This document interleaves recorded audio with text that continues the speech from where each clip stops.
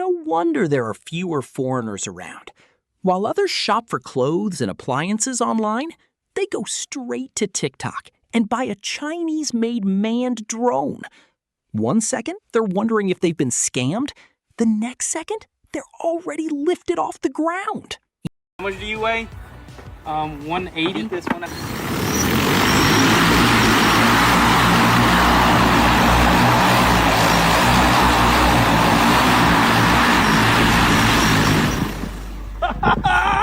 We freaking flew! He flew, bro!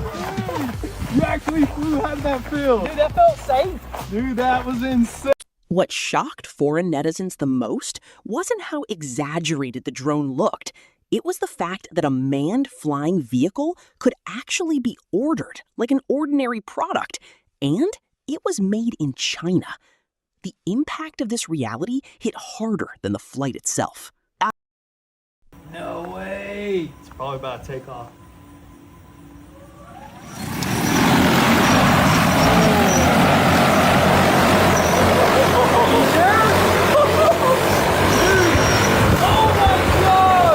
Hi everyone, I'm Donda. Today we're talking about a group of American YouTubers who love buying all kinds of wild gear. But this time, even they were a bit nervous. Inside the big wooden crate in front of them wasn't a model or a decoration. It was a machine with a very clear purpose: carrying people.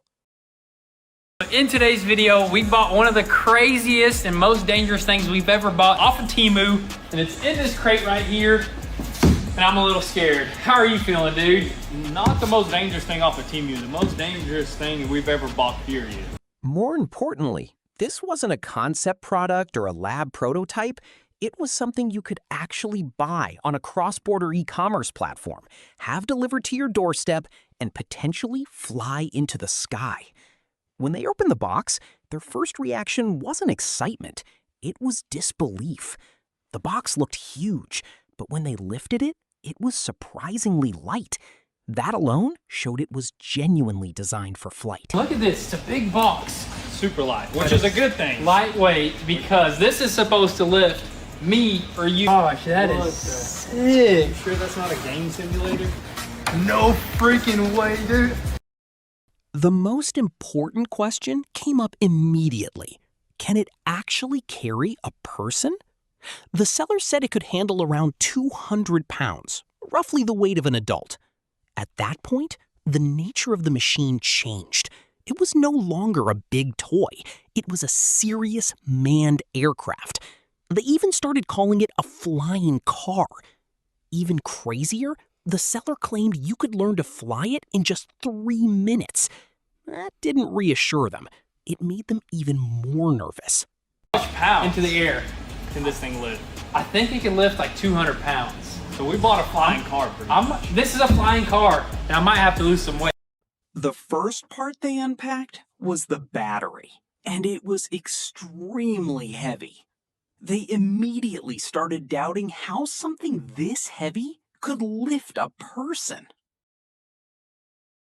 Thing's insane. Dude, apparently you can learn to fly this thing in only 3 minutes. That's what got me. That's scary. That's actually pretty scary right there, but Shouldn't be difficult. At first, made in China made them worried. In many Americans' old impressions, Chinese... That's pretty heavy alone. I don't even see how this machine, this helicopter thing is gonna lift up those batteries, let alone lift up us. Doubts were quickly shattered by the physical product.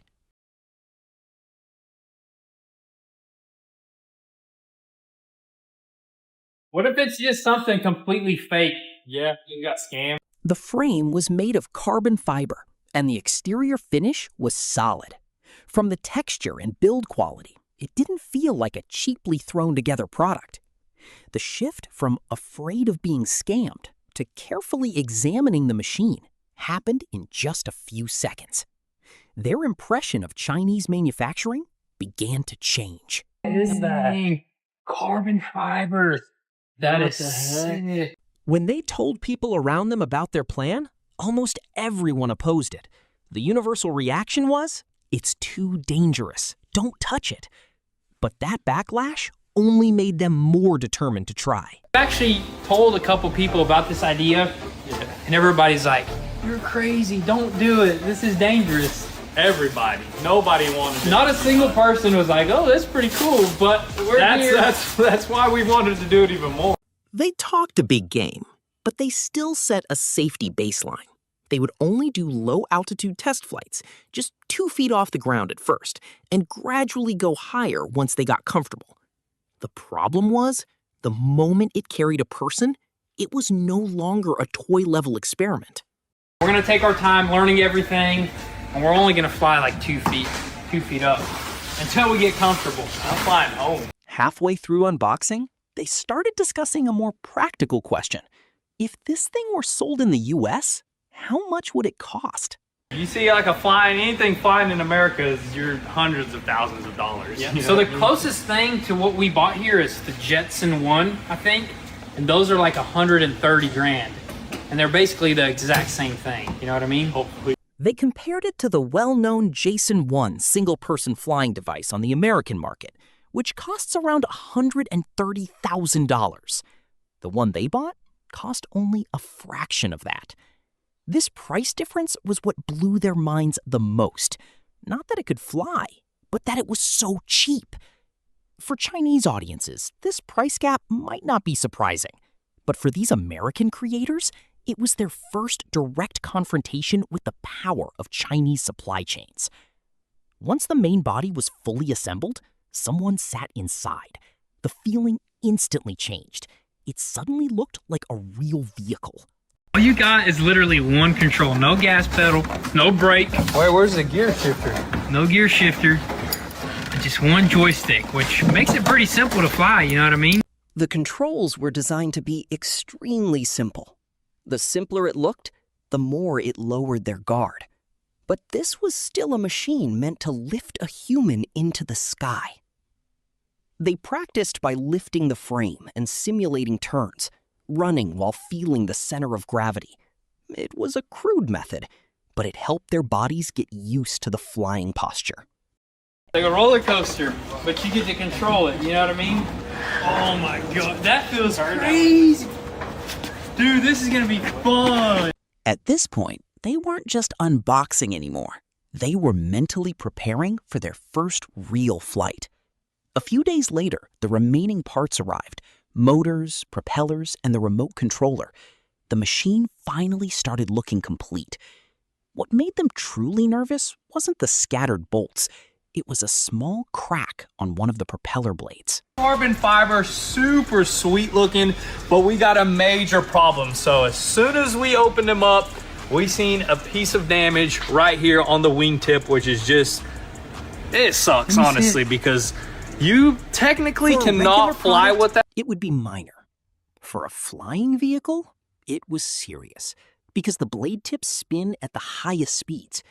Any issue there could cause vibration and imbalance. Still, the design showed some redundancy.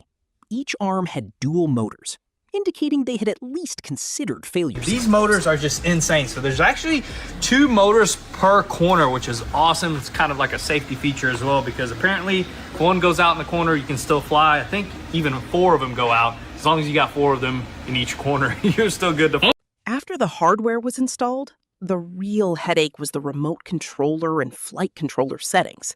If the parameters were wrong, things could go very badly. To make matters worse, the entire interface was in Chinese. They had to use translation tools and wait for confirmation from the Chinese supplier, often in the middle of the night China time, to adjust settings. It would be in Chinese, wouldn't it? I don't even know what to do from here. Pull out the translator. Let's see. Supplier, I am going to sleep. You didn't reply, my dear friend.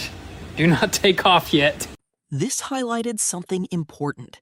The machine had been sold to America, but the real technical expertise still resided with the Chinese manufacturer. And right now it is 3 a.m. back in China, and it is 3 p.m. here. Little time difference there, but we're gonna figure this out. The Charger, which had been held up in customs, finally arrived. With the last piece in place, they could move into the actual flight testing phase. Perfect timing too. Perfect timing, dude. That's the chargers right there. 等电池充满， They took the drone to a farm. Plenty of open space in case something went wrong. Shows that the batteries are fully charged, so I think we're ready to fly, dude. We're gonna take her to the farm, right? I'm about to fly her to the farm. The claimed flight time was only 15 to 20 minutes. Not long, but more than enough for a first-time rider to completely rethink what flying means.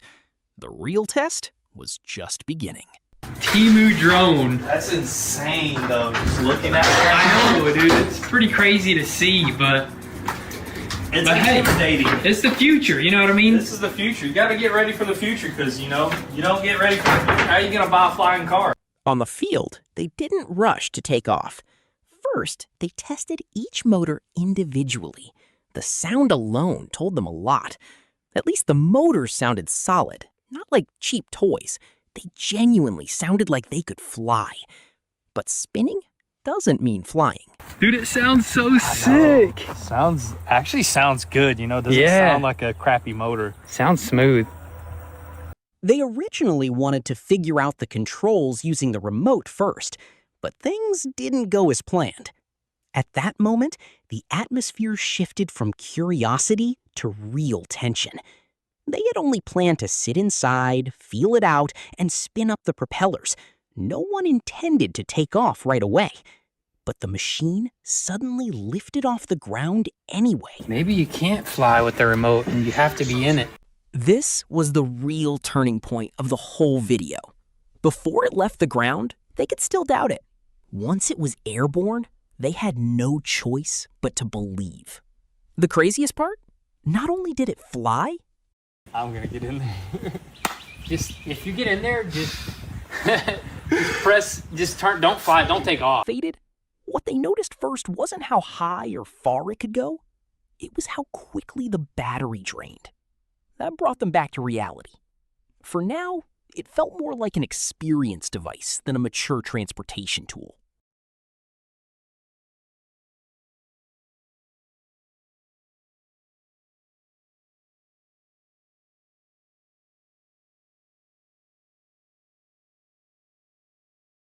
That was 80. Now we're at 87% battery. Wow, it dropped pretty quick. Dude. I think I want to go. Can you take me for a little ride? You think so? I don't know. Oh, I say we do a man. little bit more training on the remote. Oh, man. I kind of want to just go in there and use the joist. At this point, they finally realized they couldn't rely on courage alone. After confirming that hovering was relatively stable, they decided to do a proper manned flight test. This was the most dangerous part of the entire video. Let me just sit in here. Don't take off. I'm not. Just sit in there and just buckle up real tight and let me know what you feel. Once seated, the first question wasn't, are you brave enough? It was about weight, because that was the real metric. How much do you weigh? 180. This one. At 180 pounds, about 82 kilograms, if the machine could lift this steadily, then it wasn't just capable of flying, it was capable of carrying a person.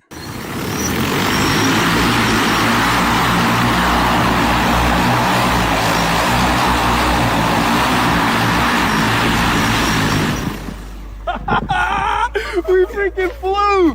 He flew, bro! The most telling feedback wasn't the screaming during flight, but what the rider said after landing. It felt safe. You actually flew. How'd that feel? Dude, that felt safe. Dude, that was insane. Both of them admitted their hands were shaking afterward. Hands are freaking shaking, I dude. bet my hands are shaking too because I'm flying a human out there, you know what I mean? I never thought in my life I would. I never thought I Dude, would be in we would- something like that, dude. That's insane, dude. But That's the most captivating part of flying. Not just the thrill, but the sudden quiet after leaving the ground. Honestly, it felt like super peaceful for some reason. dude, that's insane. I don't know why. It just really just felt like I wanted to just keep flying. Honestly, it was awesome up there, dude. I bet. It's Let's like get two of them. It's like a whole. Hey, everybody gets when we go flying around the track. It is like a whole different world up there, dude. I can see why people like fly helicopters and airplanes. People dude. get addicted. After the flight, they said this thing was much simpler to operate than a helicopter. It looked like anyone who bought one could just try flying it. I mean, this is obviously easier to fly than like a helicopter. Yeah. I mean, way easier. And just, you can just float in one spot without having to control the whole thing. It's crazy how anybody can literally buy Anybody one can buy one and anybody can fly one. Insane. That's both its biggest advantage and its biggest risk. The lower the barrier, the easier it is to overlook the dangers. They even admitted they had crossed some lines they probably shouldn't have that day. If something like this really enters the consumer market, proper regulations must follow. Just when everyone was getting excited, they decided to push it further to see what the propellers and controls could really do. Ooh, I wanted to see what it does with the abrupt, you know. Oh, no, no. Oh, no. Yeah, dude. Oh, no. We're cooked. So, was this Timmy manned drone worth it? The answer isn't just whether it flies. What it truly shows is that China's manufacturing capabilities have reached the point where equipment that once belonged only to a privileged few can now be sold on cross-border e-commerce platforms, land in ordinary creator shopping carts, and leave foreign medicines stunned. Safety and regulations will determine how steadily it moves forward, but they can't change the fact that it has already taken flight. That's it for this video. I'm Donda. Subscribe for more great content next time.